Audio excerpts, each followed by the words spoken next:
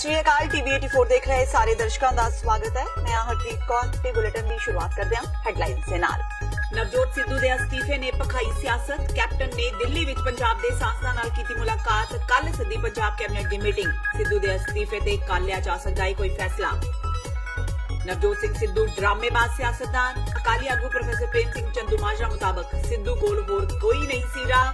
ਚੰਦੂਮਾਜਰਾ ਨੇ ਕੈਪਟਨ ਸਰਕਾਰ ਨੂੰ ਦਿੱਤਾ ਫੇਲ ਸਰਕਾਰ ਕਰਾਰ। ਧਾਰਮਿਕ ਗ੍ਰੰਥਾਂ ਦੀ ਬੇਅਦਬੀ ਦੀਆਂ ਘਟਨਾਵਾਂ ਸੰਬੰਧੀ ਸੀਬੀਆਈ ਦੀ ਕਲੋਜ਼ਰ ਰਿਪੋਰਟ ਦਾ ਹਰ ਪਾਸਿਓਂ ਵਿਰੋਧ। ਕੈਪਟਨ ਸਰਕਾਰ ਨੇ ਅਦਾਲਤ ਤੋਂ ਮੰਗੀ ਰਿਪੋਰਟ ਦੀ ਕਾਪੀ, ਜਦਕਿ ਸਿੱਖ ਜਥੇਬੰਦੀਆਂ ਵੱਲੋਂ ਜ਼ਿਲ੍ਹਿਆਂ ਦੇ ਡੀਸੀਜ਼ ਨੂੰ ਇਸ ਸੰਬੰਧੀ ਦਿੱਤੇ ਗਏ ਮੰਗ ਪੱਤਰ। 3 ਦਿਨਾਂ ਤੋਂ ਪੈ ਰਹੇ ਮੀਂਹ ਨਾਲ ਪੰਜਾਬ ਵਿੱਚ ਬਣੇ ਹੜ੍ਹ ਵਰਗੇ ਹਾਲਾਤ। ਮਾਲਵੇ ਦੇ ਕਈ ਜ਼ਿਲ੍ਹੇ ਪਾਣੀ ਵਿੱਚ ਡੁੱਬੇ, ਹਜ਼ਾਰਾਂ ਲੋਕੀ ਪਾਣੀ ਨਾਲ ਪ੍ਰਭਾਵਿਤ। ਬਠਿੰਡਾ ਦੇ ਐਸਐਸਪੀ ਤੇ ਆਈਜੀ ਦੀ ਕੋਠੀ ਵਿੱਚ ਪਾਣੀ 6 ਫੁੱਟ ਤੱਕ ਵੜਿਆ। ਸੋਸ਼ਲ ਮੀਡੀਆ ਤੇ ਸਰਕਾਰ ਨੂੰ ਪੈ ਰਹੀਆਂ ਨੇ ਲਾਂਤਾਂ। ਤੇ ਨਸ਼ਾ ਸੰਬੰਧੀ ਬਣੀ ਐਸਟੀਐਫ ਦੀ ਵੱਡੀ ਕਾਰਵਾਈ। 11 ਲੱਖ ਦੇ ਕਰੀਬ ਬਰਾਮਦ ਕੀਤੀਆਂ ਨਸ਼ੀਲੀਆਂ ਗੋਲੀਆਂ। ਗੁਰਪ੍ਰੀਤ ਦਿਓ ਦਾ ਦਾਅਵਾ, ਫੜਿਆ ਗਿਆ ਏ ਨਸ਼ੇ ਦਾ ਵੱਡਾ ਸੌਦਾਗਰ। ਕਈ ਹੋਰ ਵੀ ਆਉਣਗੇ ਅੜਿੱਕੇ। ਤੇ ਹੁਣ ਇਹਨਾਂ ਖਬਰਾਂ ਦਾ ਵਿਸਥਾਰ। ਪਿਛਲੇ 2 ਦਿਨਾਂ ਤੋਂ ਪੰਜਾਬ ਵਿੱਚ ਨਵਜੋਤ ਸਿੰਘ ਸਿੱਧੂ ਦੇ ਅਸਤੀਫੇ ਦੀ ਹੀ ਚਰਚਾ ਚੱਲ ਰਹੀ ਹੈ। ਉਸੇ ਦੌਰਾਨ ਮੁੱਖ ਮੰਤਰੀ ਕੈਪਟਨ ਅਮਰਿੰਦਰ ਸਿੰਘ, ਜੋ ਕੱਲ ਦਿੱਲੀ ਗਏ ਹੋਏ ਸਨ, ਨੇ ਆਉਂਦੀ 18 ਜੁਲਾਈ ਨੂੰ ਪੰਜਾਬ ਕੈਬਨਿਟ ਦੀ ਮੀਟਿੰਗ ਸੱਦ ਲਈ ਹੈ। ਸਿੱਧੂ ਦੇ ਅਸਤੀਫੇ ਤੋਂ ਬਾਅਦ ਕੈਬਨਿਟ ਦੀ ਇਹ ਪਹਿਲੀ ਮੀਟਿੰਗ ਹੋਵੇਗੀ। ਇਸ ਮੀਟਿੰਗ ਦੌਰਾਨ ਕੈਪਟਨ ਕੀ ਸਟੈਂਡ ਲੈਂਦੇ ਨੇ, ਉਹ ਸਿੱਧੂ ਦਾ ਅਸਤੀਫਾ ਪ੍ਰਵਾਨ ਕਰਦੇ ਨੇ ਜਾਂ ਨਹੀਂ, ਇਹ ਦੇਖਣ ਵਾਲੀ ਗੱਲ ਹੋਵੇਗੀ। ਉਂਝ ਕੱਲ ਜਿਹੋ ਜਿਹੇ ਸੰਕੇਤ ਕੈਪਟਨ ਨੇ ਦਿੱਤੇ, ਉਸ ਤੋਂ ਤਾਂ ਇਹੋ ਜਾਪ ਰਿਹਾ ਸੀ ਕਿ ਉਹ ਸ਼ਾਇਦ ਸਿੱਧੂ ਦਾ ਅਸਤੀਫਾ ਪ੍ਰਵਾਨ ਕਰ ਲੈਣਗੇ। ਕੈਪਟਨ ਨੇ ਕਿਹਾ ਸੀ ਕਿ ਜਦੋਂ ਸਿੱਧੂ ਨਾਲ ਮਿਲ ਕੇ ਕੰਮ ਕਰਨਾ ਹੀ ਨਹੀਂ ਚਾਹੁੰਦੇ, ਤਦ ਕੋਈ ਕੀ ਕਰ ਸਕਦਾ ਹੈ। ਜੇ ਮੁੱਖ ਮੰਤਰੀ ਵੱਲੋਂ ਸਿੱਧੂ ਦਾ ਅਸਤੀਫਾ ਪ੍ਰਵਾਨ ਕਰ ਲਿਆ ਜਾਂਦਾ ਹੈ ਤਾਂ ਕੀ ਹੋਰ ਕਿਸੇ ਨੂੰ ਬਿਜਲੀ ਮੰਤਰੀ ਬਣਾਇਆ ਜਾਵੇਗਾ ਜਾਂ ਨਹੀਂ, ਜਾਂ ਫਿਰ ਇਹ ਮੰਤਰਾਲਾ ਮੁੱਖ ਮੰਤਰੀ ਕੋਲ ਹੀ ਰਹੇਗਾ। ਕੈਪਟਨ ਅਮਰਿੰਦਰ ਸਿੰਘ ਨੇ ਅੱਜ ਦਿੱਲੀ ਵਿੱਚ ਪੰਜਾਬ ਤੇ ਕਾਂਗਰਸ ਦੇ ਐਮਪੀਜ਼ ਨਾਲ ਮੁਲਾਕਾਤ ਕੀਤੀ। The Congress president is the person who decides on who should be in the cabinet and all, including in my cabinet. Mr. Sidhu was taken in because it was decided here in Delhi, all the 18 ministers. So there's no harm in that. But I've only received, he sent it to the Congress president yesterday, but I received it, I'm told, this morning in the House in Chandigarh. I had never opposed Mr. Sidhu. In fact, I was the one who told Rahul ji कि Mr. Sidhu को बठिंडा से आप लड़ा दो। पहले तो मैंने कहा कि अमृतसर तो हमारे कैंडिडेट ऑलरेडी थे, हमारे एमपी थे, सो मैंने कहा उनको बठिंडे से लड़ा दो। तो सिद्धू ने पब्लिक स्टेटमेंट दी कि my wife will not fight Bathinda, she will fight Chandigarh. Now that is not for him to decide. ਮੁੱਖ ਮੰਤਰੀ ਕੈਪਟਨ ਅਮਰਿੰਦਰ ਸਿੰਘ ਨੇ ਕਿਹਾ ਕਿ ਬਠਿੰਡਾ ਤੇ ਰੋਪੜ ਦੇ ਥਰਮਲ ਪਲਾਂਟਾਂ ਤੇ ਪਰਮਾਣੂ ਊਰਜਾ ਦੇ ਯੂਨਿਟ ਸਥਾਪਿਤ ਕਰਨ ਲਈ ਕੇਂਦਰ ਸਰਕਾਰ ਕੋਲੋਂ ਅਜੇ ਤੱਕ ਉਹਨਾਂ ਨੂੰ ਕੋਈ ਪ੍ਰਸਤਾਵ ਹਾਸਲ ਨਹੀਂ ਹੋਇਆ। ਪੱਤਰਕਾਰਾਂ ਦੇ ਸਵਾਲ ਦਾ ਜਵਾਬ ਦਿੰਦਿਆਂ ਮੁੱਖ ਮੰਤਰੀ ਨੇ ਕਿਹਾ ਕਿ ਬਿਜਲੀ ਪੈਦਾ ਕਰਨ ਲਈ ਪਰਮਾਣੂ ਊਰਜਾ ਵਰਤਣ ਦੇ ਵਿਸ਼ੇ ਤੇ ਬਹੁਤ ਲੰਬੇ ਸਮੇਂ ਤੋਂ ਗੱਲਬਾਤ ਚੱਲ ਰਹੀ ਹੈ, ਪਰ ਅਜੇ ਤੱਕ ਇਸ ਸੰਬੰਧੀ ਕੁਝ ਵੀ ਠੋਸ ਸਾਹਮਣੇ ਨਹੀਂ ਆਇਆ। ਕੇਂਦਰੀ ਸਿਹਤ ਮੰਤਰੀ ਡਾਕਟਰ ਹਰਸ਼ਵਰਧਨ ਨਾਲ ਮੀਟਿੰਗ ਤੋਂ ਬਾਅਦ ਪੱਤਰਕਾਰਾਂ ਨਾਲ ਗੈਰ ਰਸਮੀ ਗੱਲਬਾਤ ਕਰ ਰਹੇ ਸਨ। ਇਸ ਮੁੱਦੇ ਤੇ ਉਹਨਾਂ ਦਾ ਪ੍ਰਤੀਕਰਮ ਜਾਣਨ ਮੌਕੇ ਕੈਪਟਨ ਅਮਰਿੰਦਰ ਸਿੰਘ ਨੇ ਕਿਹਾ ਕਿ ਉਹ ਇਸ ਬਾਰੇ ਉਦੋਂ ਹੀ ਕੁਝ ਕਹਿਣਗੇ ਜਦੋਂ ਇਸ ਬਾਰੇ ਉਹਨਾਂ ਕੋਲ ਪ੍ਰਸਤਾਵ ਆਏਗਾ। ਮੁੱਖ ਮੰਤਰੀ ਨੇ ਵਿਅੰਗ ਕਰਦਿਆਂ ਕਿਹਾ ਕਿ ਫਿਲਹਾਲ ਤਾਂ ਉਹਨਾਂ ਕੋਲ ਬਿਜਲੀ ਮੰਤਰੀ ਵੀ ਨਹੀਂ ਹੈ, ਸੋ ਉਹ ਸੋਲਰ ਤੇ ਪਰਮਾਣੂ ਊਰਜਾ ਬਾਰੇ ਕੀ ਕਹਿ ਸਕਦੇ ਨੇ। ਆਮ ਆਦਮੀ ਪਾਰਟੀ ਦੇ ਆਗੂ ਤੇ ਵਿਰੋਧੀ ਧਿਰ ਦੇ ਨੇਤਾ ਹਰਪਾਲ ਸਿੰਘ ਚੀਮਾ ਨੇ ਪੰਜਾਬ ਸਰਕਾਰ ਵੱਲੋਂ ਜਾਰੀ ਕੀਤੇ ਨੋਟੀਫਿਕੇਸ਼ਨ ਤੇ ਸਵਾਲ ਉਠਾਉਂਦਿਆਂ ਮੁੱਖ ਮੰਤਰੀ ਕੈਪਟਨ ਅਮਰਿੰਦਰ ਸਿੰਘ ਨੂੰ ਪੁੱਛਿਆ ਹੈ ਕਿ ਕੀ ਉਹਨਾਂ ਦੀ ਸਰਕਾਰ ਸੂਬੇ ਵਿੱਚ ਵੀਆਈਪੀ ਕਲਚਰ ਨੂੰ ਹੋਰ ਪ੍ਰਫੁੱਲਿਤ ਕਰਨਾ ਚਾਹੁੰਦੀ ਹੈ, ਜਦਕਿ ਦਹਾਕਿਆਂ ਤੋਂ ਚੱਲਦੇ ਆ ਰਹੇ ਵੀਆਈਪੀ ਕਲਚਰ ਨੇ ਪੰਜਾਬ ਨੂੰ ਜੋਕ ਵਾਂਗ ਚੂਸ ਲਿਆ ਹੈ। ਪਾਰਟੀ ਹੈੱਡਕੁਆਰਟਰ ਵੱਲੋਂ ਜਾਰੀ ਬਿਆਨ ਰਾਹੀਂ ਹਰਪਾਲ ਚੀਮਾ ਨੇ ਪੰਜਾਬ ਦੇ ਟਰਾਂਸਪੋਰਟ ਮੰਤਰਾਲਾ ਵੱਲੋਂ ਜਾਰੀ ਨੋਟੀਫਿਕੇਸ਼ਨ ਦਾ ਸਖਤ ਨੋਟਿਸ ਲਿਆ, ਜਿਸ ਰਾਹੀਂ ਸਰਕਾਰ ਕਾਰਾਂ ਗੱਡੀਆਂ ਦੀ ਛੱਤ ਤੇ ਲਾਲ ਬੱਤੀ ਲਾਏ ਜਾਣ ਸੰਬੰਧੀ ਸਾਰੀਆਂ ਪੁਰਾਣੀਆਂ ਨੋਟੀਫਿਕੇਸ਼ਨਾਂ ਨੂੰ ਵਾਪਸ ਲੈ ਚੁੱਕੀ ਹੈ। ਉਹਨਾਂ ਕਿਹਾ ਕਿ ਨਵੇਂ ਹੁਕਮਾਂ ਨਾਲ ਲਾਲ ਬੱਤੀ ਬਾਰੇ ਪੰਬਲਪੂਸਾ ਪੈਦਾ ਹੋ ਗਿਆ ਹੈ। ਉਧਰ ਟਰਾਂਸਪੋਰਟ ਮੰਤਰੀ ਰਜ਼ੀਆ ਸੁਲਤਾਨਾ ਨੇ ਕਿਹਾ ਕਿ ਸੋਸ਼ਲ ਮੀਡੀਆ ਵਿੱਚ ਲਾਲ ਬੱਤੀ ਕਲਚਰ ਨੂੰ ਲੈ ਕੇ ਜਿਹੜੀਆਂ ਵੀ ਖਬਰਾਂ ਚੱਲ ਰਹੀਆਂ ਨੇ, ਉਹ ਸਿਰਫ ਅਫਵਾਹਾਂ ਨੇ। ਪੰਜਾਬ ਸਰਕਾਰ ਵੱਲੋਂ ਲਾਲ ਬੱਤੀ ਕਲਚਰ ਖਤਮ ਕਰ ਦਿੱਤਾ ਗਿਆ ਹੈ ਤੇ ਹੁਣ ਵੀ ਉਹ ਲਾਗੂ ਹੈ। ਉਹਨਾਂ ਸਮਝਾਇਆ ਕਿ ਜਿਹੜਾ ਨੋਟੀਫਿਕੇਸ਼ਨ ਪਹਿਲਾਂ ਪੰਜਾਬ ਸਰਕਾਰ ਵੱਲੋਂ ਦਿੱਤਾ ਗਿਆ ਸੀ, ਉਸ ਨੂੰ ਲੈ ਕੇ ਕੇਂਦਰ ਸਰਕਾਰ ਵੱਲੋਂ ਵੀ ਇੱਕ ਨੋਟੀਫਿਕੇਸ਼ਨ ਜਾਰੀ ਕੀਤਾ ਗਿਆ, ਜਿਸ ਨਾਲ ਸਟੇਟ ਦੇ ਅਧਿਕਾਰ ਖਤਮ ਹੋ ਗਏ ਨੇ ਤੇ ਉਸ ਤਹਿਤ ਪਹਿਲਾਂ ਜਿਵੇਂ ਰਾਜਪਾਲ ਪੰਜਾਬ ਤੇ ਹਰਿਆਣਾ ਹਾਈ ਕੋਰਟ ਦੇ ਚੀਫ ਜਸਟਿਸ ਲਾਲ ਬੱਤੀ ਲਾ ਸਕਦੇ ਸਨ, ਉਹ ਅਧਿਕਾਰ ਵੀ ਹੁਣ ਰਾਜ ਸਰਕਾਰ ਕੋਲੋਂ ਖਤਮ ਹੋ ਗਏ ਨੇ। नहीं, ये देखो जो मीडिया पे खबरें चल रही हैं वो सब अफवाहें हैं। ये सबसे पहले हमारी सरकार ने, पंजाब सरकार ने, कैप्टन अमरिंदर सिंह की सरकार ने ये फैसला किया था कि वीआईपी कल्चर जो है वो खत्म किया जाएगा। हम लोगों ने उसको खत्म किया, हमारी सरकार ने खत्म किया, फिर हमें ही देख के सेंटर सरकार ने इसको अपनाया, उन्होंने भी खत्म किया। आज की डेट में जो फैसला सीएम साहब का था कि वीआईपी कल्चर खत्म है तो वो खत्म है, वो नहीं ऐसा कुछ होने वाला है। ये सब अफवाहें हैं जो फैलाई जा रही हैं। 1-2 दिन में मैं आपको बाकी सारा कुछ क्लियर कर दूंगी। आज की डेट में ये सब अफवाहें हैं। आज पंजाब ਦੇ ਹਾਲਾਤ, ਪੰਜਾਬੀ ਦੀ ਕਹਾਵਤ ਚੱਲ ਰਾਣੀਏ ਤੇਰਾ ਰੱਬ ਰਾਖਾ ਵਾਲੇ ਬਣ ਚੁੱਕੇ ਨੇ। ਇਹ ਕਹਿਣਾ ਹੈ ਸਾਬਕਾ सांसद ਤੇ ਅਕਾਲੀ ਦਲ ਬਾਦਲ ਦੇ ਆਗੂ ਪ੍ਰੋਫੈਸਰ ਪ੍ਰੇਮ ਸਿੰਘ ਚੰਦੂਮਾਜਰਾ ਦਾ। ਚੰਦੂਮਾਜਰਾ ਜ਼ਿਲ੍ਹਾ ਫਤਿਹਗੜ੍ਹ ਸਾਹਿਬ ਦੇ ਇਤਿਹਾਸਿਕ ਗੁਰਦੁਆਰਾ ਸਾਹਿਬ ਵਿੱਚ ਨਤਮਸਤਕ ਹੋਣ ਲਈ ਪੁੱਜੇ ਹੋਏ ਸਨ।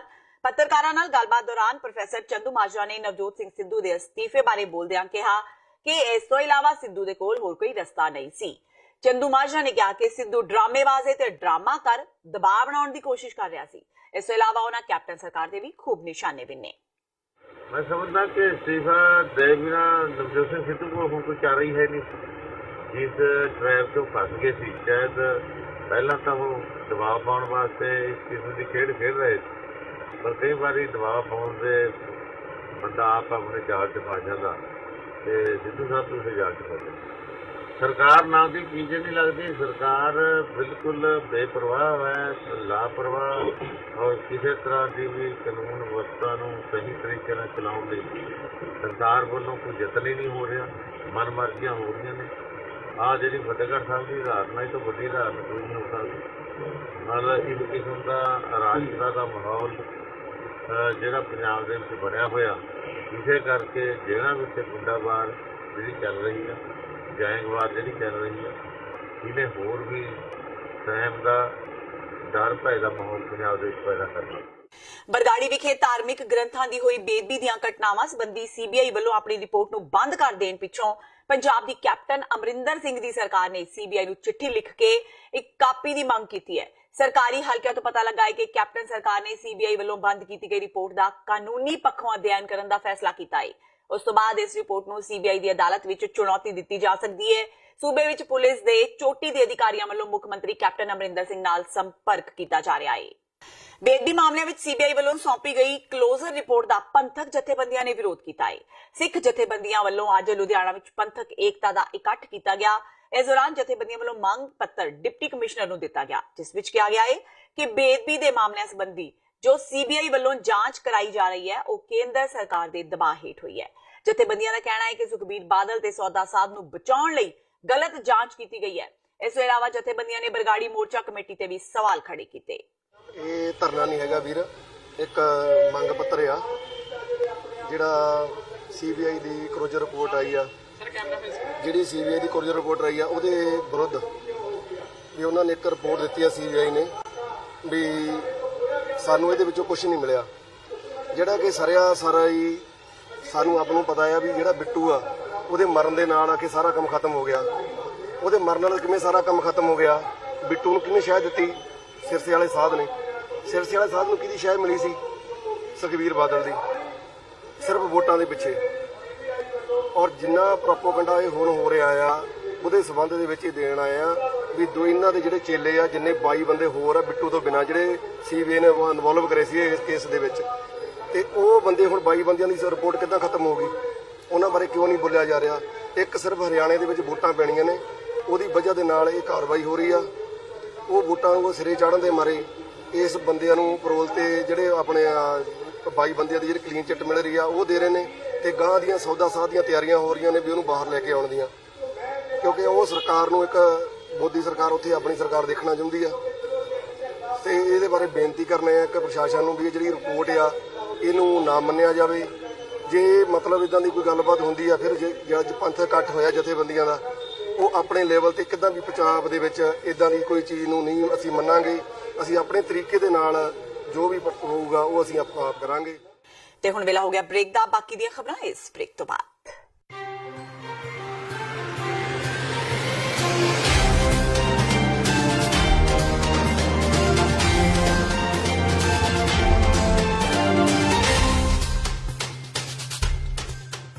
ਕੀ ਕੀ ਤੁਸੀਂ ਰੋਜ਼ਾਨਾ ਕੰਮ ਤੇ ਆਪਣਾ ਵਧੇਰੇ ਸਮਾਂ ਬਿਤਾਉਣ ਤੋਂ ਪਰੇਸ਼ਾਨ ਹੋ? ਆਪਣੀ ਪੂੰਜੀ ਨੂੰ ਕੰਮ ਤੇ ਲਗਾਓ, ਸਾਡੇ ਨਾਲ ਇਨਵੈਸਟ ਕਰੋ। ਅਸੀਂ ਤੁਹਾਡੀ ਪੂੰਜੀ ਤੋਂ ਤੁਹਾਡੇ ਲਈ ਵਧੇਰੇ ਪੈਸੇ ਬਣਾ ਸਕਦੇ ਹਾਂ। ਅਸੀਂ ਪ੍ਰਾਈਵੇਟ ਇਕੁਇਟੀ ਇਨਵੈਸਟਮੈਂਟ ਫਰਮ ਹਾਂ ਤੇ ਕਮਰਸ਼ੀਅਲ ਰੀਅਲ ਏਸਟੇਟ ਵਿੱਚ ਮਾਹਿਰ ਹਾਂ। Property management, leasing, asset management, commercial real estate investment ਵਿੱਚ ਸਾਰੀਆਂ ਸੇਵਾਵਾਂ ਲਈ ਅਮਰੀਕਾ ਭਰ ਵਿੱਚੋਂ ਤੁਸੀਂ ਸਾਡੇ ਤੱਕ ਪਹੁੰਚ ਕਰ ਸਕਦੇ ਹੋ। ਆਜ਼ਾਦ ਕਮਰਸ਼ੀਅਲ ਰੀਅਲਟੀ ਸਰਵਿਸਿਜ਼ ਤੇ Azad family trust, 701 north post oak road, suite number 204, Houston, Texas. ਤੁਸੀਂ ਸਾਨੂੰ ਸਾਡੇ ਫੋਨ ਨੰਬਰ 7136861277 ਤੇ ਵੀ ਸੰਪਰਕ ਕਰ ਸਕਦੇ ਹੋ। ਆਜ਼ਾਦ ਕਮਰਸ਼ੀਅਲ ਰੀਅਲਟੀ ਸਰਵਿਸਿਜ਼।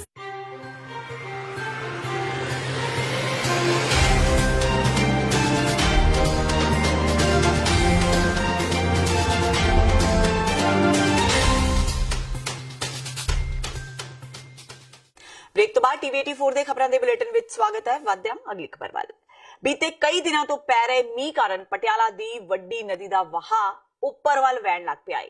ਪਟਿਆਲਾ ਦੇ ਗੋਪਾਲ ਕਲੋਨੀ, ਵੱਡਾ ਰਾਏ ਮਾਜਰਾ ਵਿਖੇ ਨਦੀ ਦੇ ਉੱਪਰ ਦੀ ਵਹਿਣ ਕਾਰਨ ਪਾਣੀ ਘਰਾਂ ਵਿੱਚ ਕਈ ਫੁੱਟ ਭਰ ਗਿਆ ਹੈ। ਪ੍ਰਸ਼ਾਸਨ ਵੱਲੋਂ ਬਚਾਅ ਕਾਰਜ ਸ਼ੁਰੂ ਕਰ ਦਿੱਤੇ ਗਏ ਨੇ। ਪ੍ਰਸ਼ਾਸਨ ਨੇ ਕਲੋਨੀ ਨੂੰ ਖਾਲੀ ਕਰਾਉਣ ਦਾ ਕੰਮ ਸ਼ੁਰੂ ਕਰ ਦਿੱਤਾ ਹੈ। ਲੋਕਾਂ ਦੇ ਕਹਿਣ ਮੁਤਾਬਕ ਇਸ ਖੇਤਰ ਵਿੱਚ ਕਰੀਬ 4-5 ਹਜ਼ਾਰ ਲੋਕ ਫਸੇ ਹੋ ਸਕਦੇ ਨੇ। ਸਥਾਨਕ ਵਾਸੀਆਂ ਨੇ ਕਿਹਾ ਕਿ ਰਾਤੀ ਕਰੀਬ 2 ਵਜੇ ਘਰਾਂ ਵਿੱਚ ਪਾਣੀ ਵੜ ਗਿਆ। ਲੋਕਾਂ ਨੇ ਦੱਸਿਆ ਕਿ ਪਾਣੀ ਘਰਾਂ ਵਿੱਚ ਦਾਖਲ ਹੋਣ ਕਾਰਨ ਸਾਰਾ ਸਮਾਨ ਵੀ ਖਰਾਬ ਹੋ ਗਿਆ। ਉਹਨਾਂ ਦੱਸਿਆ ਕਿ ਉਹ ਆਪਣੇ ਖਾਣ ਪੀਣ ਦਾ ਵੀ ਸਮਾਨ ਬਚਾ ਨਹੀਂ ਸਕੇ। ਨੁਕਸਾਨ ਤਾਂ ਬਹੁਤ ਹੋ ਜਾਂਦਾ ਜੀ। ਹਾਂ, ਬਹੁਤ ਹੋ ਜਾਂਦਾ। ਜਿਹੜੇ ਹੁਣ ਕੋਠੇ ਕਾਠੇ ਤੇ ਚੜੇ ਬੈਠੇ ਨੇ, ਕੀ ਪਤਾ ਕੋਠੇ ਵੀ ਗਿਰ ਸਕਦੇ ਨੇ, ਕੋਈ ਪਤਾ ਨਹੀਂ ਲੱਗਦਾ ਇਹਨਾਂ ਦਾ। ਹਾਂ, ਜਿਸ ਤਰ੍ਹਾਂ ਪ੍ਰਸ਼ਾਸਨ ਨੇ ਕਿਹਾ ਵੀ ਘਰ ਖਾਲੀ ਕਰ ਦਿਓ, ਤੇ ਤੁਹਾਨੂੰ ਲੱਗਦਾ ਨਹੀਂ ਇਸ ਤਰ੍ਹਾਂ ਵੀ ਹੁਣ ਕਿੱਥੇ ਜਾਏंगे? ਘਰ ਖਾਲੀ ਕਰਕੇ ਕਿੱਥੇ ਬੈਠेंगे ਜਾ ਕੇ? ਹੁਣ ਤਾਂ ਜੋ ਹੋਏਗਾ ਘਰ ਦੇ ਵਿੱਚ ਹੋਏਗਾ। ਹੁਣ ਕਿੱਥੇ ਜਾਏंगे ਛੱਡ ਕੇ? ਮੰਗ ਕੀ ਕਰਦੇ ਪ੍ਰਸ਼ਾਸਨ ਨੇ, ਕੀ ਨਹੀਂ ਕਰਦੇ? ਬਰਸਾਤ 'ਚ ਕਰਨਾ ਕੀ ਆ, ਬਸ ਬੈਠੇ ਆ, ਬਾਹਰ ਨਿਕਲ ਕੇ ਦੇਖੀ ਜਾ ਰਹੇ ਆ ਪਾਣੀ। ਅਸੀਂ ਤਾਂ ਆਪ ਸਮਾਨ ਬੰਨ ਰੱਖਿਆ, ਜਦੋਂ ਆਏਗਾ ਭੱਜ ਕੇ ਸੜਕ ਤੇ ਚੜ ਜਾਾਂਗੇ। ਹੋਰ ਕੀ ਕਰਾਂਗੇ? ਹਾਲਾਤ ਤਾਂ ਮਾੜੇ ਹੀ ਹੈ ਜੀ, ਹਾਲਾਤ ਤਾਂ ਮਾੜੇ ਹੀ ਹੈ। ਜੇ ਹਾਲਾਤ ਨਾ ਮਾੜੇ ਹੁੰਦੇ ਨਾਲ ਭੱਜ ਤਾਂ ਥੋੜੀ ਕਰੇਗਾ। ਕਿੰਨਾ ਕੁ ਪਾਣੀ ਹੈ ਜਿਹੜਾ ਉਰੇ? ਪਾਣੀ ਤਾਂ 7-8 ਫੁੱਟ ਪਾਣੀ ਹੈ। ਤੇ ਲੋਕੀ ਵਾਲੇ ਕੋਲੇ ਘਰ ਦੇ ਜਿਹੜੇ ਡੁੱਬ ਚੁੱਕੇ ਨੇ। ਹਾਂ ਜੀ, 3-4 ਫੁੱਟ ਪਾਣੀ ਹੈਗਾ ਅੰਦਰ। ਤੇ ਕੀ ਅਸਾਰ ਕੀ ਲੱਗਦਾ ਨੇ ਤੁਹਾਨੂੰ ਵੀ ਜੇ ਮੀਂਹ ਨਾ ਹਟਿਆ ਤੇ ਫਿਰ ਮੀਂਹ ਨਹੀਂ ਹਟਿਆ ਤਾਂ ਫਿਰ ਤਾਂ ਅਸਾਰ ਤਾਂ ਹਾਰਦੇ ਹੀ ਹੈ ਜੀ। ਪ੍ਰਸ਼ਾਸਨ ਦਾ ਕੋਈ ਬੰਦਾ ਕੋਈ ਨਹੀਂ ਆਏ। ਡੀਸੀ ਸਾਹਿਬ ਆਏ, ਡੀਸੀ ਸਾਹਿਬ ਉਹ ਚਲੇ ਗਏ ਨੇ। ਹੁਣ ਇਨਕੁਆਇਰੀ ਕੋਈ ਕਰੀ ਨਹੀਂ ਉਹਨਾਂ ਨੇ। ਹਾਂ ਜੀ, ਡੀਸੀ ਸਾਹਿਬ ਆਏ ਸੀ, ਉਹਨੇ ਚਲੇ ਗਏ ਨੇ। ਬਠਿੰਡਾ ਵਿੱਚ 7 ਘੰਟੇ ਪਏ ਮੋਹਲੇਧਾਰ ਮੀਂਹ ਕਾਰਨ ਹੜ੍ਹ ਵਰਗੇ ਹਾਲਾਤ ਬਣ ਗਏ ਨੇ। ਲੋਕਾਂ ਦੇ ਘਰਾਂ ਤੇ ਦੁਕਾਨਾਂ ਵਿੱਚ ਮੀਂਹ ਦਾ ਪਾਣੀ ਵੜ ਜਾਣ ਕਾਰਨ ਲੱਖਾਂ ਰੁਪਏ ਦਾ ਮਾਲੀ ਨੁਕਸਾਨ ਹੋਣ ਦੀ ਸੂਚਨਾ ਹੈ। IG Bathinda range MF Farooqui ਤੇ SSP ਡਾਕਟਰ ਨਾਨਕ ਸਿੰਘ ਦੀਆਂ ਸਰਕਾਰੀ ਕੋਠੀਆਂ ਵੀ ਪਾਣੀ ਨਾਲ ਭਰ ਗਈਆਂ ਨੇ। ਆਈਜੀ ਦੀ ਕੋਠੀ ਅੰਦਰ 6-6 ਫੁੱਟ ਦੇ ਕਰੀਬ ਪਾਣੀ ਜਮਾ ਹੋ ਗਿਆ। ਆਈਜੀ ਦੀਆਂ ਗੱਡੀਆਂ ਪਾਣੀ ਵਿੱਚ ਪੂਰੀ ਤਰ੍ਹਾਂ ਡੁੱਬ ਗਈਆਂ। ਮੀਂਹ ਦੇ ਪਾਣੀ ਨੂੰ ਰੋਕਣ ਲਈ SSP ਦੀ ਕੋਠੀ ਅੱਗੇ ਮਿੱਟੀ ਨਾਲ ਭਰ ਕੇ ਗੱਟੇ ਲਗਾਏ ਗਏ ਸਨ, ਪਰ ਉਹ ਵੀ ਕਿਸੇ ਕੰਮ ਨਹੀਂ ਆਏ। ਪਾਣੀ ਕੋਠੀ ਅੰਦਰ ਜਮਾ ਹੋ ਗਿਆ। ਜ਼ਿਲ੍ਹੇ ਅੰਦਰ 130 ਮਿਲੀਮੀਟਰ ਮੀਂਹ ਪੈਣ ਦੀ ਰਿਪੋਰਟ ਮੌਸਮ ਵਿਭਾਗ ਨੇ ਦਿੱਤੀ ਹੈ। ਵਿਭਾਗ ਅਨੁਸਾਰ ਇਸ ਮਹੀਨੇ ਪਏ ਮੀਂਹ ਨੇ ਪਿਛਲੇ 200 ਸਾਲ ਦਾ ਰਿਕਾਰਡ ਤੋੜ ਦਿੱਤਾ ਹੈ। ਮਿੰਨੀ ਸਕੱਤਰੇਤ, ਮਾਲ ਰੋਡ, ਪਾਵਰ ਹਾਊਸ ਰੋਡ, ਪੱਟੀ ਰੋਡ, 100 ਫੁੱਟੀ ਰੋਡ, ਸਿਰਕੀ ਬਾਜ਼ਾਰ, ਪਰਸਰਾਮ ਨਗਰ ਸਮੇਤ ਹੋਰ ਖੇਤਰ ਮੀਂਹ ਦੇ ਪਾਣੀ ਵਿੱਚ ਪੂਰੀ ਤਰ੍ਹਾਂ ਡੁੱਬ ਗਏ ਨੇ। ਸਿਰਕੀ ਬਾਜ਼ਾਰ ਦੀਆਂ ਦੁਕਾਨਾਂ ਵਿੱਚ ਪਾਣੀ ਜਮਾ ਹੋ ਗਿਆ, ਜਿਸ ਕਾਰਨ ਦੁਕਾਨਦਾਰਾਂ ਦਾ ਲੱਖਾਂ ਰੁਪਏ ਦਾ ਨੁਕਸਾਨ ਹੋਣ ਦਾ ਖਦਸ਼ਾ ਹੈ। ਉਧਰ ਮੀਂਹ ਨੇ ਮੋਗਾ ਦੇ ਸਰਕਾਰੀ ਹਸਪਤਾਲ ਦੀ ਪੋਲ ਵੀ ਖੋਲ ਕੇ ਰੱਖ ਦਿੱਤੀ ਹੈ। ਬਾਰਿਸ਼ ਕਾਰਨ ਡਾਕਟਰਾਂ ਦੇ ਬੈਠਣ ਵਾਲੇ ਕਮਰਿਆਂ ਦੀ ਛੱਤ ਤੋਂ ਪਾਣੀ ਨਿਕਲ ਰਿਹਾ ਹੈ ਤੇ ਮਰੀਜ਼ਾਂ ਦੇ ਬੈਠਣ ਵਿੱਚ ਵੀ ਕਾਫੀ ਮੁਸ਼ਕਿਲ ਆ ਰਹੀ ਹੈ। ਮੀਂਹ ਕਾਰਨ ਸਰਕਾਰੀ ਹਸਪਤਾਲ ਦੇ OPD ਦੇ ਕਈ ਕਮਰਿਆਂ ਦੀਆਂ ਛੱਤਾਂ ਤੋਂ ਪਾਣੀ ਚੋ ਰਿਹਾ ਹੈ ਤੇ ਡਾਕਟਰ ਆਪਣੇ ਕਮਰਿਆਂ ਵਿੱਚ ਬੈਠੇ ਰਹੇ। ਖਸਤਾ ਹਾਲਤ ਕਾਰਨ ਡਾਕਟਰਾਂ ਦੇ ਕਮਰਿਆਂ ਨੂੰ ਤਾਲੇ ਲੱਗੇ ਹੋਏ ਨੇ ਤੇ ਮਰੀਜ਼ ਡਾਕਟਰਾਂ ਦਾ ਇੰਤਜ਼ਾਰ ਕਰਨ ਨੂੰ ਮਜਬੂਰ ਨੇ। ਕੰਟਰੈਕਟ ਹੋਇਆ ਜ਼ਿਆਦਾਤਰ ਮੈਂਟਲ ਐਸਐਮ ਸਾਹਿਬ ਡਾਕਟਰ ਤਰੀਜੀਆ ਛੁੱਟੀ ਦੇ ਨੇ ਦੱਸ ਸਕਣਗੇ। ਇਹਦਾ ਕੋਈ ਠੇਕੇਦਾਰ ਦਾ ਕੋਈ ਇਹਦਾ ਫੰਡ ਵੀ ਆ ਚੁੱਕਿਆ, ਕੰਟਰੈਕਟ ਵੀ ਹੋਇਆ, ਜਲਦੀ ਇਹਨੂੰ ਕਰ। ਜੇ ਗੱਲ ਕੀਤੀ ਜਾਵੇ ਤਾਂ ਕੁਝ ਡਾਕਟਰ ਜਿਹੜੇ ਹੈਗੇ ਨੇ, ਜੇ ਅਸੀਂ 12:30 ਵਜੇ ਅਸੀਂ ਕੀਤਾ ਆਪਣਾ ਆਪਰੇਸ਼ਨ ਸਟਾਰਟ ਕੀਤਾ ਤੇ 12 ਵਜੇ ਡਾਕਟਰਾਂ ਦੇ ਰੂਮ ਨੂੰ ਜਿਹੜੇ ਆ ਉਹ ਤਾਲੇ ਲੱਗੇ ਹੋਏ ਸੀ, ਲੇਕਿਨ ਪੇਸ਼ੈਂਟ ਬਾਹਰ ਬੈਠੇ ਹੈਗੇ ਨੇ। ਕਿਹੜੇ ਡਾਕਟਰ ਤੇ? ਜੇ ਆਪਾਂ ਗੱਲ ਕਰੀਏ ਜਿਵੇਂ ਸਰਜੀਕਲ ਦੀ ਹੈਗੀ, ਉਹ ਹੈ ਨਹੀਂਗੇ। ਹਾਂਜੀ, ਆਰਥੋ ਦੇ ਹੈਗੇ ਸੀਗੇ। ਗਾਇਨੀ ਦੇ ਵਿੱਚ 3 ਡਾਕਟਰ ਨਹੀਂ ਹੈਗੇ, ਤੇ ਉਹਨਾਂ ਨੂੰ ਤਾਲੇ ਲੱਗੇ। ਪਤਾ ਕਰ ਲੈਂਦੇ ਆ, ਹਿਸਾਬ ਨਾਲ ਕਾਰਵਾਈ ਕਰਾਂਗੇ। STF ਤੇ ਬਠਿੰਡਾ ਪੁਲਿਸ ਵੱਲੋਂ ਟਰਾਮਾਡੋਲ ਤੇ ਹੋਰ ਨਸ਼ੀਲੀਆਂ ਦਵਾਈਆਂ ਦੇ ਵੱਡੇ ਰੈਕਟ ਦਾ ਪਰਦਾਫਾਸ਼ ਕੀਤਾ ਗਿਆ ਹੈ ਤੇ ਇਸ ਮਾਮਲੇ ਦੇ ਮੁੱਖ ਮੁਲਜ਼ਮ ਨੂੰ ਗ੍ਰਿਫਤਾਰ ਕਰਨ ਵਿੱਚ ਵੀ ਸਫਲਤਾ ਹਾਸਲ ਕਰ ਲਈ ਗਈ ਹੈ। ਇਸ ਬਾਰੇ ਪ੍ਰੈਸ ਕਾਨਫਰੰਸ ਕਰਦਿਆਂ ਐਸਟੀਐਫ ਮੁਖੀ ਗੁਰਪ੍ਰੀਤ ਕੌਰ ਦਿਓ ਨੇ ਦੱਸਿਆ ਕਿ ਮੁੱਖ ਮੁਲਜ਼ਮ ਪ੍ਰਦੀਪ ਗੋਇਲ ਲੁਧਿਆਣਾ ਵਿੱਚ ਆਪਣੇ ਮੈਡੀਕਲ ਸਟੋਰ ਤੋਂ ਇਹ ਰੈਕਟ ਚਲਾ ਰਿਹਾ ਸੀ। ਪ੍ਰਦੀਪ ਗੋਇਲ ਵੱਲੋਂ ਇਹ ਰੈਕਟ ਸਾਲ 2007 ਤੋਂ ਚਲਾਇਆ ਜਾ ਰਿਹਾ ਸੀ। ਪ੍ਰਦੀਪ ਗੋਇਲ ਨੂੰ ਲੋਕਲ ਤਸਕਰ ਦੀ ਗ੍ਰਿਫਤਾਰੀ ਤੋਂ ਬਾਅਦ ਕਾਬੂ ਕੀਤਾ ਗਿਆ। ਗੁਰਪ੍ਰੀਤ ਕੌਰ ਦਿਓ ਨੇ ਦੱਸਿਆ ਕਿ ਪ੍ਰਦੀਪ ਗੋਇਲ ਨੂੰ 7 ਲੱਖ ਨਸ਼ੀਲੀਆਂ ਗੋਲੀਆਂ ਸਮੇਤ ਪਹਿਲਾਂ ਹੀ ਗ੍ਰਿਫਤਾਰ ਕੀਤਾ ਜਾ ਚੁੱਕਾ ਹੈ। ਉਹਨਾਂ ਦੱਸਿਆ ਕਿ ਇਸ ਮਾਮਲੇ ਵਿੱਚ ਹੁਣ ਤੱਕ ਕਰੀਬ 11 ਲੱਖ ਨਸ਼ੀਲੀਆਂ ਗੋਲੀਆਂ ਦੀ ਬਰਾਮਦਗੀ ਹੋ ਚੁੱਕੀ ਹੈ। ਇਹ ਜਿਹੜਾ ਮੇਨ ਬੰਦਾ ਹੈ ਜਿਹੜਾ ਵੀ ਡਰਗ ਸਪਲਾਈ ਕਰ ਰਿਹਾ ਸੀ ਔਰ ਪਿਛਲੇ 10 ਮਹੀਨਿਆਂ ਵਿੱਚ ਆਲਮੋਸਟ 70 ਲੱਖ ਟ੍ਰਾਮਾਡੋਲ ਟੈਬਲੇਟ ਸਾਰੇ ਪੰਜਾਬ ਵਿੱਚ ਇਹਨਾਂ ਨੇ ਵੇਚੀਆਂ ਨੇ ਔਰ ਇਹਦਾ ਬਹੁਤ ਵੱਡਾ ਇੰਪੈਕਟ ਹੋਣ ਵਾਲਾ ਹੈ ਬਿਕੋਜ਼ ਆਫ ਇਹਦੀ ਜਿਹੜੀ ਸਪਲਾਈ ਲਾਈਨ ਕੱਟ ਹੋਈ ਹੈ ਔਰ ਇਹਦੇ ਜਿਹੜੇ ਬੈਕਵਰਡ ਲਿੰਕੇजेस हैं ਜ਼ੀਰਕਪੁਰ ਔਰ ਦਿੱਲੀ एस्टैब्लिश होने हैं पर उन्होंने भी असली कार्रवाई अजे इन्वेस्टिगेशन कर रहे हैं। तो जेड़ा इहदा ये सारी चीज चल रही सी मॉड मंडी का एक बंदा है सोनू जिहदे तो उहदी कार की तलाशी ते कुछ 9 लाख 8 लाख टैबलेट्स मिलियां उहदी जदों होर पुछगिछ कीती गई बठिंडा पुलिस ने जदों कीती तां उहदा एक गोडाउन बस्ट किया गया जिथे कि 9 लाख टैबलेट होर पाई गई। ਪੰਜਾਬ ਪੁਲਿਸ ਅਕਸਰ ਹੀ ਆਪਣੇ ਕਾਰਨਾਮਿਆਂ ਕਰਕੇ ਵਿਵਾਦਾਂ ਵਿੱਚ ਰਹਿੰਦੀ ਹੈ। ਹੁਣ ਇੱਕ ਵਾਰ ਫਿਰ ਤੋਂ ਅੰਮ੍ਰਿਤਸਰ ਤੇ ਛਰਟਾ ਇਲਾਕੇ ਦੀ ਐਸਐਚਓ ਰਾਜਵਿੰਦਰ ਕੌਰ ਤੇ ਇਲਜ਼ਾਮ ਲੱਗੇ ਨੇ ਕਿ ਉਸ ਵੱਲੋਂ ਇੱਕ ਯੁਵਕ ਨੂੰ ਸਿਰਫ ਪੁੱਛਗਿੱਛ ਲਈ ਬੁਲਾਇਆ ਗਿਆ ਤੇ ਉਸ ਉੱਤੇ ਫਰਜ਼ੀ ਕੇਸ ਦਰਜ ਕਰਕੇ ਉਸ ਨੂੰ ਜੇਲ੍ਹ ਭੇਜ ਦਿੱਤਾ ਗਿਆ ਜਿੱਥੇ ਅੱਜ ਉਸ ਦੀ ਮੌਤ ਹੋ ਗਈ। ਮ੍ਰਿਤਕ ਦੇ ਪਰਿਵਾਰਕ ਮੈਂਬਰਾਂ ਨੇ ਇਲਜ਼ਾਮ ਲਗਾਉਂਦਿਆਂ ਕਿਹਾ ਕਿ ਐਸਐਚਓ ਰਾਜਵਿੰਦਰ ਕੌਰ ਵੱਲੋਂ ਰਾਜਬੀਰ ਸਿੰਘ ਨੂੰ ਪੁੱਛਗਿੱਛ ਲਈ ਚੌਂਕੀ ਬੁਲਾਇਆ ਗਿਆ ਸੀ ਪਰ ਰਾਜਵਿੰਦਰ ਕੌਰ ਵੱਲੋਂ ਉਸ ਤੇ ਝੂਠਾ ਕੇਸ ਦਰਜ ਕਰ ਦਿੱਤਾ ਗਿਆ। ਉਸਨੇ ਕਿਹਾ ਕਿ ਅੱਜ ਸਵੇਰੇ ਉਹਨਾਂ ਨੂੰ ਸੂਚਨਾ ਮਿਲੀ ਕਿ ਉਹਨਾਂ ਦੇ ਬੱਚੇ ਦੀ ਤਬੀਅਤ ਇੱਕਦਮ ਖਰਾਬ ਹੋ ਗਈ ਹੈ। ਜਦੋਂ ਉਹ ਅੰਮ੍ਰਿਤਸਰ ਦੀ ਕੇਂਦਰੀ ਜੇਲ੍ਹ ਵਿੱਚ ਪਹੁੰਚੇ ਤਾਂ ਉਹਨਾਂ ਨੂੰ ਪਤਾ ਲੱਗਾ ਕਿ ਉਸ ਦੀ ਮੌਤ ਹੋ ਚੁੱਕੀ ਹੈ। ਪੀੜਤ ਪਰਿਵਾਰ ਨੇ ਮਹਿਲਾ ਥਾਣੇਦਾਰ ਖਿਲਾਫ ਸਖਤ ਤੋਂ ਸਖਤ ਕਾਰਵਾਈ ਦੀ ਮੰਗ ਕੀਤੀ ਹੈ। ਇਹ ਮਸਲਾ ਆ ਰਾਜਵਿੰਦਰ ਇੰਸਪੈਕਟਰ ਲੱਗੀ ਉੱਥੇ ਛਾੜੇ ਉਹ ਆਈ ਸਾਡੇ ਕੋਲ ਗੇੜੇ ਮਾਰਦੀ ਮੁੰਡਾ ਪੇਸ਼ ਕਰੋ। ਮੈਂ ਮੁੰਡਾ ਦੋਨੋਂ ਮਿਲਾ ਤੱਕ ਲੈ ਗਿਆ ਥਾਣੇ। ਇਹਨੇ ਮੁੰਡੇ ਦੇ ਕਲੰਦਰਾ 110 ਦਾ ਪਾ ਕੇ ਤੇ ਨੇ ਜੇਲ੍ਹ ਚ ਘਲਤਾ 14 ਤਰੀਕ ਨੂੰ ਘਲਤਾ ਨੇ ਜੇਲ੍ਹ ਚ। ਮੁੰਡਾ ਅੱਜ ਮੇਰਾ ਮਰ ਗਿਆ ਨਾ ਰਾਤ ਦਾ ਹੀ ਮਾਰ ਕੇ ਇੱਥੇ ਸੁੱਟ ਗਏ। ਅੱਜ ਕੀ ਜੇ ਮਸਲਾ ਸਾਰਾ ਹੁਣ ਕਿੱਦਾਂ ਦੀ ਗੱਲ ਹੋਈ 14 ਤਰੀਕ ਨੂੰ ਖੜਿਆ ਇਹਨਾਂ ਘਰੋਂ ਮੈਂ ਆਪ ਛੱਡ ਕੇ ਆਇਆ। ਅੱਜ ਫਿਰ ਜੇਲੋਂ ਲੈ ਗਏ ਅੱਜ ਅਸੀਂ ਤੇ ਲੈ ਗਏ ਨਹੀਂ ਮੁਲਾਜ਼ਮ ਹੀ ਇੱਥੇ ਸੁੱਟ ਕੇ ਨੇ ਮਰੇ ਨੂੰ ਜੇਲੋਂ ਲਿਆ ਕੇ ਮਰੇ ਨੂੰ ਸੁੱਟ ਕੇ। ਹਾਂਜੀ ਫੋਨ ਆਇਆ ਜੇਲੋਂ ਤੁਹਾਡਾ ਮੁੰਡਾ ਕਦਮ ਜੇ ਮੁਲਾਜ਼ਮ ਸੁੱਟ ਕੇ ਭੱਜ ਗਏ। ਸਾਨੂੰ ਲੱਭੇ ਨਹੀਂ ਕਿਹੜੇ ਮੁਲਾਜ਼ਮ ਆ ਸਾਨੂੰ ਤੇ ਪਤਾ ਨਹੀਂ ਕਿਹੜੇ ਮੁੰਡਾ ਸੁੱਟ ਕੇ ਭੱਜ ਗਏ ਉੱਤੇ। ਆਈਆਂ ਨੇ ਰਾਜਵਿੰਦਰ ਤੇ ਪਰਚਾ ਹੋਣਾ ਚਾਹੀਦਾ। ਸਾਡਾ ਨਜਾਇਜ਼ ਮੁੰਡਾ ਮਾਰਿਆ ਕੁਝ ਫੜਿਆ ਨਹੀਂ ਫੜਾਇਆ ਨਹੀਂ ਆ। ਸਾਡੇ ਨਾ ਹਵਾਲਾਤੀ ਜਗਦੀਪ ਸਿੰਘ 16 ਤਰੀਕ ਨੂੰ ਆਇਆ ਸੀ। ਇਹ ਸਵੇਰੇ ਇਤਲਾਹ ਮਿਲੀ ਸੀ ਵੀ ਇਹਦੀ ਸੀਰੀਅਸ ਹੋ ਗਿਆ। ਇਹਨੂੰ ਲੈ ਕੇ ਆਇਆ ਮੈਂ ਫਸਟ ਏਡ ਕਰਾ ਕੇ ਹਸਪੀਟਲ ਲੈ ਕੇ ਆਇਆ ਸੀ। ਪਤਾ ਲੱਗਿਆ ਵੀ ਤੇ ਡੈਡ ਹੋ ਕਿਸ ਤਰ੍ਹਾਂ ਬੱਤੇ ਡੈਡ ਹੋ ਗਿਆ। ਇਹ ਮਤਲਬ ਕਿ ਬਿਮਾਰ ਨੂੰ ਸੀ। ਅੰਮ੍ਰਿਤਸਰ ਦੇ ਰਾਣੀ ਕਾ ਬਾਗ ਇਲਾਕੇ ਵਿੱਚ ਇੱਕ ਘਰ ਵਿੱਚੋਂ ਬੀਤੇ ਦਿਨੀ ਚੋਰੀ ਹੋਈ ਨਕਦੀ ਤੇ ਵੱਡੀ ਮਾਤਰਾ ਵਿੱਚ ਸੋਨੇ ਦੇ ਗਹਿਣੇ ਬਰਾਮਦ ਕਰ ਲਏ ਗਏ ਨੇ। ਇਸ ਦੇ ਨਾਲ ਹੀ ਪੁਲਿਸ ਨੇ ਚੋਰੀ ਕਰਨ ਵਾਲੇ 4 ਮੁਲਜ਼ਮਾਂ ਨੂੰ ਵੀ ਗ੍ਰਿਫਤਾਰ ਕਰ ਲਿਆ ਹੈ। ਇਹਨਾਂ ਕੋਲੋਂ 28 ਲੱਖ ਰੁਪਏ ਦੀ ਨਕਦੀ ਤੇ 2.25 ਕਿਲੋ ਸੋਨਾ ਬਰਾਮਦ ਕੀਤਾ ਗਿਆ ਹੈ। ਪੁਲਿਸ ਨੇ ਮੁਲਜ਼ਮਾਂ ਖਿਲਾਫ ਮੁਕੱਦਮਾ ਦਰਜ ਕਰਕੇ ਕਾਰਵਾਈ ਸ਼ੁਰੂ ਕਰ ਦਿੱਤੀ ਹੈ। ਮੁਲਜ਼ਮਾਂ ਕੋਲੋਂ ਪੁੱਛਗਿੱਛ ਦੌਰਾਨ ਉਕਤ ਸਮਾਨ ਬਰਾਮਦ ਹੋਇਆ। ਪੁਲਿਸ ਕਮਿਸ਼ਨਰ ਮੁਤਾਬਕ ਸੁਧਾ ਨੇ ਦੱਸਿਆ ਕਿ ਇਸ ਕੰਮ ਵਿੱਚ ਉਹਨਾਂ ਦੀ ਨੌਕਰਾਨੀ ਵੀ ਸ਼ਾਮਲ ਹੈ ਜਦਕਿ ਪੁਲਿਸ ਜਾਂਚ ਵਿੱਚ ਸਾਹਮਣੇ ਆਇਆ ਹੈ ਕਿ 2 ਮੁਲਜ਼ਮ ਅਜੇ ਵੀ ਫਰਾਰ ਨੇ। ਪੁਲਿਸ ਨੇ ਦਾਅਵਾ ਕੀਤਾ ਹੈ ਛੇਤੀ ਹੀ ਬਾਕੀ ਦੋਵਾਂ ਮੁਲਜ਼ਮਾਂ ਨੂੰ ਵੀ ਗ੍ਰਿਫਤਾਰ ਕਰ ਲਿਆ ਜਾਵੇਗਾ ਤੇ ਬਾਕੀ ਰਹਿੰਦਾ ਸਮਾਨ ਵੀ ਬਰਾਮਦ ਕਰ ਲਿਆ ਜਾਵੇਗਾ। ਮੇਜਰ ਚੋਰੀ ਹੋਈ ਸੀਗੀ ਘਰ ਦੇ ਵਿੱਚ। ਜਿਹੜੇ ਓਨਰਸ ਹੈਗੇ ਉਹ ਕਿਤੇ ਬਾਹਰ ਗਏ ਹੋਏ ਸੀਗੇ ਤੇ ਕਾਫੀ ਆਲਮੋਸਟ 1 ਕਰੋੜ ਤੋਂ ਉੱਪਰ ਦਾ ਇਹਦੇ ਚ ਅਮਾਉਂਟ ਜਿਹੜੀ ਹੈ ਉਹ ਸਟੋਲਨ ਪ੍ਰਾਪਰਟੀ ਇਹਦੇ ਚ ਰਿਪੋਰਟ ਹੋਈ ਹੈ। ਤੇ ਇੱਕ CIA ਦੀ ਟੀਮ ਨੇ ਕਾਫੀ ਇਹਨਾਂ ਨੇ ਅੱਛਾ ਕੰਮ ਕਰਦੇ ਹੋਏ ਉਹਦੇ ਚੋਂ 4 ਜਿਹੜੇ ਮੇਨ ਅਕਿਊਜ਼ਡ ਹੈ ਉਹ ਅਰੈਸਟ ਹੋ ਚੁੱਕੇ ਹੈ। ਕੁਝ ਹੋਰ ਆਈਡੈਂਟੀਫਾਈਡ ਹੈਗੇ ਤੇ ਫਾਲੋ ਅਪ ਇਨਵੈਸਟੀਗੇਸ਼ਨ ਚੱਲ ਰਹੀ ਹੈ। ਸਾਨੂੰ ਆਸ ਹੈ ਕਿ ਬਾਕੀਆਂ ਨੂੰ ਵੀ ਜਲਦੀ ਫੜਿਆ ਜਾਏਗਾ।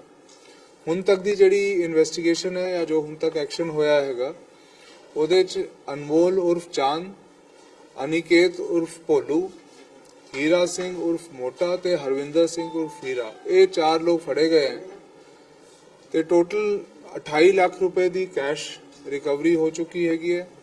ਇਸ ਤੋਂ ਇਲਾਵਾ ਗੋਲਡ ਦੀਆਂ 2 ਬ੍ਰਿਕਸ ਹੈ ਜੋ ਕਿ ਆਲਮੋਸਟ 1 ਕਿਲੋ ਦੀ ਇੱਕ ਬ੍ਰਿਕ ਹੈਗੀ ਹੈ। ਸੋ 2 ਬ੍ਰਿਕਸ ਰਿਕਵਰ ਹੋਈਆਂ ਹੈਗੀਆਂ ਤੇ ਇਸ ਤੋਂ ਇਲਾਵਾ ਵੀ ਕੁਝ ਜੁਐਲਰੀ ਵਗੈਰਾ ਜਿਹੜੀ ਰਿਕਵਰ ਹੋ ਚੁੱਕੀ ਹੈ। ਸਪੈਸ਼ਲ ਟਾਸਕ ਫੋਰਸ ਨੇ ਫੌਜੀ ਕੰਟੀਨ ਦੇ ਸਮਾਨ ਨਾਲ ਲੱਦੇ ਟਰੱਕ ਵਿੱਚੋਂ 300 ਕਿਲੋਗ੍ਰਾਮ ਨਸ਼ੀਲਾ ਪਦਾਰਥ ਚੂਰਾ ਪੋਸਟ ਬਰਾਮਦ ਕੀਤਾ ਹੈ। ਫੌਜ ਦਾ ਇਹ ਟਰੱਕ ਫਿਰੋਜ਼ਪੁਰ ਤੋਂ ਪਠਾਨਕੋਟ ਦੀ ਫੌਜੀ ਕੰਟੀਨ ਵਿੱਚ ਜਾ ਰਿਹਾ ਸੀ। ਪੁਲਿਸ ਨੇ ਇੱਕ ਸਮਗਲਰ ਨੂੰ ਵੀ ਗ੍ਰਿਫਤਾਰ ਕਰ ਲਿਆ ਹੈ ਜਦਕਿ ਦੂਜਾ ਭੱਜ ਗਿਆ। ਨਸ਼ੇ ਦੀ ਇਹ ਵੱਡੀ ਖੇਪ ਬਰਾਮਦ ਹੋਣ ਕਾਰਨ ਫੌਜ ਦੀਆਂ ਖੁਫੀਆ ਏਜੰਸੀਆਂ ਵਿੱਚ ਭਾਜੜਾਂ ਮਚ ਗਈਆਂ ਨੇ। ਪੁਲਿਸ ਅਨੁਸਾਰ ਐਸਟੀਐਫ ਨੇ ਸਤੀਏਵਾਲਾ ਚੌਂਕ ਕੋਲ ਗਸ਼ਤ ਦੌਰਾਨ ਇਸ ਟਰੱਕ ਨੂੰ ਫੜਿਆ। ਦਰਅਸਲ ਪਹਿਲਾਂ ਕਿਸੇ ਮੁਖਬਰ ਨੇ ਦੱਸ ਦਿੱਤਾ ਸੀ ਕਿ ਫੌਜੀ ਟਰੱਕ ਵਿੱਚ ਨਸ਼ਾ ਲਿਜਾਂਦਾ ਜਾ ਰਿਹਾ ਹੈ। ਜਦੋਂ ਉਸ ਟਰੱਕ ਦੀ ਤਲਾਸ਼ੀ ਲਈ ਗਈ ਤਾਂ ਉਸ ਵਿੱਚੋਂ 3 ਕੁਇੰਟਲ ਚੂਰਾ ਪੋਸਟ ਬਰਾਮਦ ਹੋਇਆ। ਐਸਟੀਐਫ ਨੇ ਟਰੱਕ ਵਿੱਚ ਮੌਜੂਦ ਤਿਰਲੋਕ ਸਿੰਘ ਨਿਵਾਸੀ ਉਂਜਾਵਾਲੀ ਢਾਣੀ ਜ਼ਿਲ੍ਹਾ ਫਾਜ਼ਿਲਕਾ ਨੂੰ ਗ੍ਰਿਫਤਾਰ ਕਰ ਲਿਆ ਹੈ, ਪਰ ਇੱਕ ਹੋਰ ਮੁਲਜ਼ਮ ਬਲਵਿੰਦਰ ਸਿੰਘ ਮੌਕੇ ਤੋਂ ਫਰਾਰ ਹੋ ਗਿਆ। ਦੱਸਿਆ ਜਾ ਰਿਹਾ ਹੈ ਕਿ ਮੁਲਜ਼ਮ ਬਹੁਤ ਲੰਮੇ ਸਮੇਂ ਤੋਂ ਇਹ ਕਾਰੋਬਾਰ ਕਰ ਰਹੇ ਸਨ। ਫੌਜੀ ਸਮਾਨ ਲੱਭਿਆ ਹੋਣ ਕਾਰਨ ਟਰੱਕ ਨੂੰ ਕਿਸੇ ਵੀ ਨਾਕੇ ਤੇ ਰੋਕਿਆ ਨਹੀਂ ਸੀ ਜਾਂਦਾ, ਜਿਸ ਕਾਰਨ ਇਸ ਕਾਰਨਾਮੇ ਨੂੰ ਆਸਾਨੀ ਨਾਲ ਅੰਜਾਮ ਦੇ ਦਿੱਤਾ ਜਾਂਦਾ ਸੀ। ਇਹ 3 ਕੁਇੰਟਲ ਪੋਸਟ ਆ ਤੇ ਇਹ ਆਰਮੀ ਦੀ ਜਿਹੜੇ ਹੈਗਾ ਸਮਾਨ ਜਾ ਰਿਹਾ ਸੀ ਆਰਮੀ ਦਾ, ਉਹਦੀ ਆੜ ਦੇ ਵਿੱਚ ਇਹਨਾਂ ਨੇ ਰੱਖਿਆ ਹੋਇਆ ਸੀਗਾ ਤੇ ਬਾਕੀ ਇਨਵੈਸਟੀਗੇਸ਼ਨ ਸਾਡੀ ਚੱਲ ਰਹੀ ਹੈ। ਉਹਦੇ ਵਿੱਚ ਜੋ ਵੀ ਤੱਥ ਸਾਹਮਣੇ ਆਉਣਗੇ ਤੁਹਾਨੂੰ ਦੱਸੇ ਜਾਣਗੇ। ਸਰ ਇਹਨੇ ਗੱਡੀ ਦੇ ਉੱਤੇ ਸਟicker ਵੀ ਲਗਾਇਆ army the, army duty on. ਹਾਂ, ਇਹਨੇ ਆਰਮੀ ਦਾ ਅੱਗੇ ਸਟicker ਲਾਇਆ ਸੀਗਾ ਔਨ ਆਰਮੀ। ਤੇ ਸਰ ਇਹ ਜਿਹੜੀ ਮੁੱਢਲੀ ਪੁੱਛਗਿੱਛ 'ਚ ਦੱਸਿਆ ਵੀ ਕੋਈ ਹੋਰ ਵੀ ਇਹਨੇ ਪਹਿਲਾਂ ਤਸਕਰੀ ਕੀਤੀ ਹੋਵੇ ਜਾਂ ਇਸ ਤਰ੍ਹਾਂ ਸਮਾਨ ਲੈ ਜਾਂਦਾ? ਚੱਲ ਰਹੀ ਹੈ, ਹਜੇ ਚੱਲ ਰਹੀ ਹੈ। ਐਸਟੀਐਫ ਦੀ ਸਾਡੀ ਵੀ ਇਨਵੈਸਟੀਗੇਸ਼ਨ ਚੱਲ ਰਹੀ ਹੈ। ਜਿਹੜੇ ਤੱਥ ਸਾਹਮਣੇ ਆਉਣਗੇ ਤੁਹਾਡੇ ਨਾਲ ਸ਼ੇਅਰ ਕੀਤੇ ਜਾਣਗੇ। ਹੋਰ ਵੀ ਕੁਝ ਨਿਕਲ ਸਕਦਾ ਜੀ ਆ ਕੇ ਸਾਹਮਣੇ, ਵੱਡੀ ਕੋਈ ਰਿਕਵਰੀ ਜਾਂ? ਹਾਂ, ਰਿਕਵਰੀ ਹੋ ਸਕਦੀ ਹੈ, ਆਸ ਸਾਨੂੰ। ਸੰਗਰੂਰ ਦੇ ਨੇੜਲੇ ਪਿੰਡ ਉਬਾਵਾਲ ਵਿਖੇ ਬੀਤੀ ਰਾਤ 70 ਸਾਲਾ ਬਜ਼ੁਰਗ ਦਾ ਉਸਦੇ ਪੁੱਤਰ ਵੱਲੋਂ ਕਤਲ ਕਰਨ ਦਾ ਮਾਮਲਾ ਸਾਹਮਣੇ ਆਇਆ ਹੈ। ਮ੍ਰਿਤਕ ਵਿਅਕਤੀ ਦੀ ਪਛਾਣ ਜੰਗ ਸਿੰਘ ਵਾਸੀ ਉਬਾਵਾਲ ਵਜੋਂ ਹੋਈ ਹੈ। ਦੱਸਿਆ ਜਾ ਰਿਹਾ ਹੈ ਕਿ ਪੁੱਤਰ ਜ਼ਮੀਨ ਆਪਣੇ ਨਾਮ ਕਰਵਾਉਣਾ ਚਾਹੁੰਦਾ ਸੀ, ਜਿਸ ਕਾਰਨ ਉਸਨੇ ਆਪਣੇ ਪਿਤਾ ਜੰਗ ਸਿੰਘ ਦਾ ਕਤਲ ਕਰ ਦਿੱਤਾ। ਵਾਰਦਾਤ ਦੀ ਸੂਚਨਾ ਮਿਲਦਿਆਂ ਹੀ ਸਥਾਨਕ ਪੁਲਿਸ ਮੌਕੇ ਤੇ ਪਹੁੰਚ ਗਈ ਤੇ ਲਾਸ਼ ਨੂੰ ਕਬਜ਼ੇ ਵਿੱਚ ਲੈ ਕੇ ਸਿਵਲ ਹਸਪਤਾਲ ਸੰਗਰੂਰ ਵਿਖੇ ਲਿਆਂਦਾ। ਪੁਲਿਸ ਮੁਤਾਬਕ ਮਾਮਲੇ ਦੀ ਜਾਂਚ ਕੀਤੀ ਜਾ ਰਹੀ ਹੈ। ਇਹ ਮ੍ਰਿਤਕ ਜੰਗ ਸਿੰਘ ਦਾ ਲੜਕਾ ਗੁਰਦੀਪ ਸਿੰਘ ਗੋਰਾਗਾ, ਉਹ ਜਿਹੜਾ ਹੈਗਾ ਇਹਨਾਂ ਦਾ ਪ੍ਰਾਪਰਟੀ ਦਾ ਸੀਗਾ ਕੋਈ ਮਾਮਲਾ, ਆਪਣੇ ਪਿਤਾ ਦੇ ਨਾਮ ਦੀ ਜ਼ਮੀਨ ਸੋਝੀ ਕਰਾਉਣਾ ਚਾਹੁੰਦਾ ਸੀਗਾ। ਇਸ ਵਜ੍ਹਾ ਕਰਕੇ ਇਹਨੇ ਰਾਤ ਕੋਈ 10:30 ਦੇ ਲਗਭਗ 10:30 ਦੇ ਲਗਭਗ ਆਪਣੇ ਪਿਤਾ ਨੂੰ ਕਹੀ ਦੇ ਬਾਹਰ ਨਾ ਰੱਖ ਕੇ ਉਹਦਾ ਜਿਹੜਾ ਹੈਗਾ ਮਰਡਰ ਕਰ ਦਿੱਤਾ।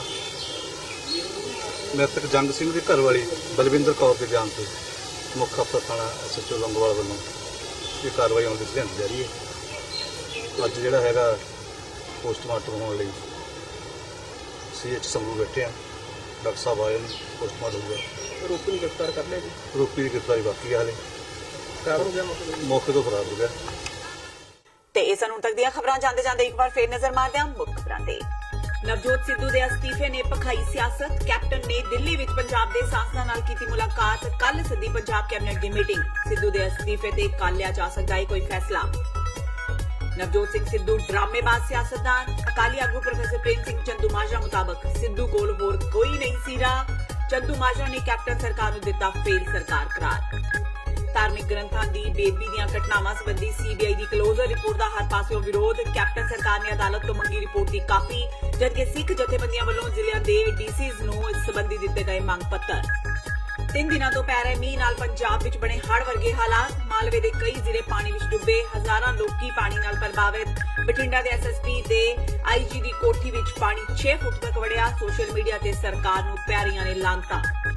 ਤੇ ਨਸ਼ਾ ਸੰਬੰਧੀ ਬਣੀ ਐਸਟੀਐਫ ਦੀ ਵੱਡੀ ਕਾਰਵਾਈ। 11 ਲੱਖ ਦੇ ਕਰੀਬ ਬਰਾਮਦ ਕੀਤੀਆਂ ਨਸ਼ੀਲੀਆਂ ਗੋਲੀਆਂ। ਗੁਰਪ੍ਰੀਤ ਦਿਓ ਦਾ ਦਾਵਾ, ਫੜਿਆ ਗਿਆ ਏ ਨਸ਼ੇ ਦਾ ਵੱਡਾ ਸੌਦਾਗਰ। ਕਈ ਹੋਰ ਵੀ ਆਉਣਗੇ ਅੜਿੱਕੇ।